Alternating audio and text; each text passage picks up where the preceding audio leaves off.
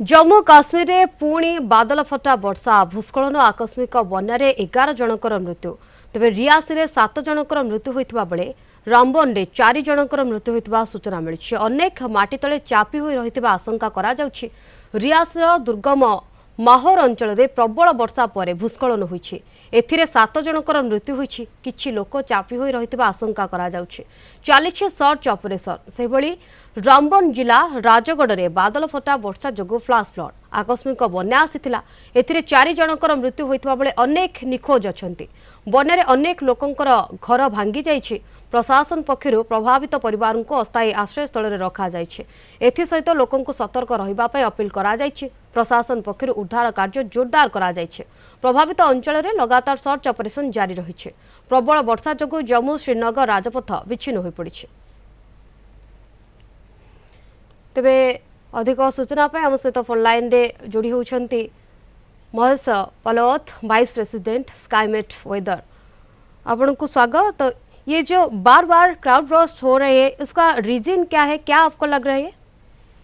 देखिए अभी क्या हो रहा है कि वेस्टर्न डिस्टर्बेंस एक के बाद एक आ रहे हैं पहाड़ों पर, लेकिन अभी बहुत ज्यादा स्ट्रॉन्ग नहीं है। अक्टूबर नवंबर ज्यादा स्ट्रॉन्ग आते हैं, लेकिन एज अ साइक्लोनिक सर्कुलेशन ये जम्मू कश्मीर और हिमाचल प्रदेश कभी कभी सेंट्रल पाकिस्तान में है और बे ऑफ बंगाल से ह्यूमिड विंड्स आ रही हैं और अरब सागर से भी हवा जो है नमी वाली, तो मॉइस्चर वहां पर काफी ज्यादा है जी। और अभी क्लाइमेट चेंज के कारण क्या हो रहा है कि टेम्परेचर जब बढ़ते हैं थोड़े भी तो बहुत ही स्ट्रॉन्ग बादल बन जाते हैं, थंडर क्लाउड जिसको क्यूमुलोनिम्बस क्लाउड कहते हैं। तो वो केपेबल होते हैं कि थोड़ी ही देर में यानी 1-2 घंटे के अंदर बहुत तेज बारिश देते हैं।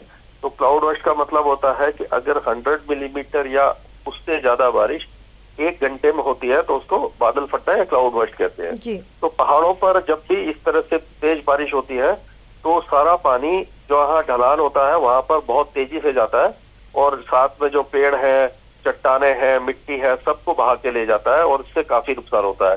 तो यही कारण है कि ये जो लगातार वेस्टर्न डिस्टर्बेंस है, ह्यूमिडिटी बढ़ी हुई है, टेम्परेचर बढ़े हुए हैं, क्लाइमेट चेंज का भी इम्पैक्ट है, इसीलिए ये क्लाउड बर्स्ट बार बार हो रहा है। किश्तवाड़ में हुआ था, मनाली में हुआ, अब रामबन में हो गया, इससे पहले धराली में हुआ था। तो आगे भी अगले 2-3 दिनों के दौरान हिमाचल प्रदेश, जम्मू कश्मीर और उत्तराखंड में हैवी रेन के चांस है। ओके पलवत जी, जैसे कि आप बोल रहे हैं क्लाइमेट चेंजेस इसके पीछे एक रीजन है, सिर्फ क्लाइमेट चेंजेस इसके पीछे एक रीजन है या फिर इसके पीछे और भी कुछ बड़ा रीजन है क्लाउड बर्स्ट के लिए?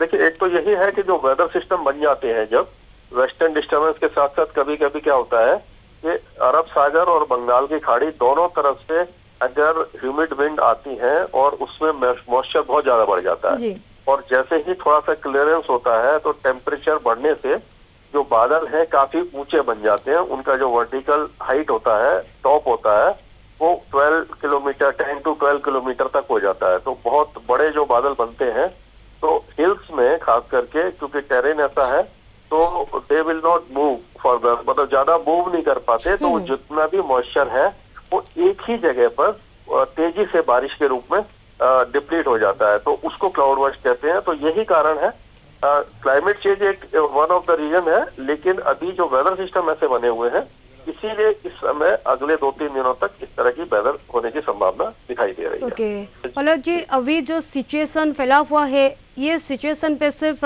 सब लोग को अलर्ट रहना बहुत ज्यादा चाहिए अभी का सिचुएशन पे? जी हाँ, अभी क्या है कि जो भी डॉपलर रडार है उससे नाउकास्ट मिल जाता है, पता लगता है कि किस इलाके में तेज बारिश हो सकती है। लेकिन प्रॉब्लम यह है कि हिमाचल प्रदेश, उत्तराखंड और जम्मू कश्मीर में डॉपलर रडार की डेंसिटी कम है। कम से कम 50-50 किलोमीटर रेडियस के 10-10 डॉपलर रडार अगर वहां पर लगते हैं तो उससे थोड़ा सा पहले से ही वार्निंग मिल जाती है। लेकिन अभी भी अगले 2-3 दिनों तक जम्मू कश्मीर, हिमाचल और उत्तराखंड में लोगों को काफी ज्यादा अलर्ट रहने की जरूरत है। जब भी भारी बारिश हो तो ऊंची जगह पर चले जाएं और निचले इलाकों में जहां पानी आने की संभावना है वहां से बचें। जी, वहां पे अभी कैसा अलर्ट किया जाता है लोगों को? अभी तो यह है कि जो वेदर डिपार्टमेंट है वो अलर्ट कर सकता है, लेकिन प्रॉब्लम यह आती है कि जो लोकल लोग हैं जो रिमोट एरिया में है उनके पास ये खबर नहीं पहुंच पाती है।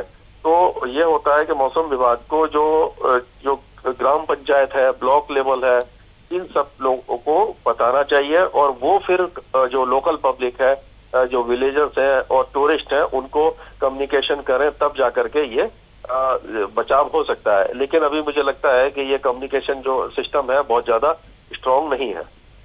ओके। अभी जो क्राउड बर्स्ट बार बार हो रही है यहाँ पे, उसके लिए कुछ गाइडलाइन या फिर एसओपी आना जरूरत है क्या, आपको जी हाँ, लग रहा है बहुत ये सब? जरूर जी हाँ, बहुत जरूरी है। स्टैंडर्ड ऑपरेटिंग प्रोसीजर होना चाहिए, एसओपी होना चाहिए, क्योंकि उसमें क्या है कि अगर इस तरह का कोई भी अगर इंसिडेंट होने की संभावना दिखाई देती है तो एडमिनिस्ट्रेशन को पहले ही लोगों को बता देना चाहिए, जिससे कि वो अपना प्रिकॉशन ले सकें। और जो जहाँ पर आपको मालूम है नदी के किनारे या जहाँ पर पहाड़ गिरने की या पत्थर सरकने की संभावना है, वहां से हट जाएं और ऊंची जगह पर, सुरक्षित जगह पर पहुंच जाएं। तो ये सारा बहुत ज्यादा जरूरी है। निहाती भाବରେ अनेक किछि जरूरी जिनस रही जहाँ पर ध्यान देवार वर्तमान समय आवश्यकता रही। धन्यवाद आपणकर सविशेष आलोचना पे। आम सहित थिले Mahesh Palawat, vice president Skymet weather.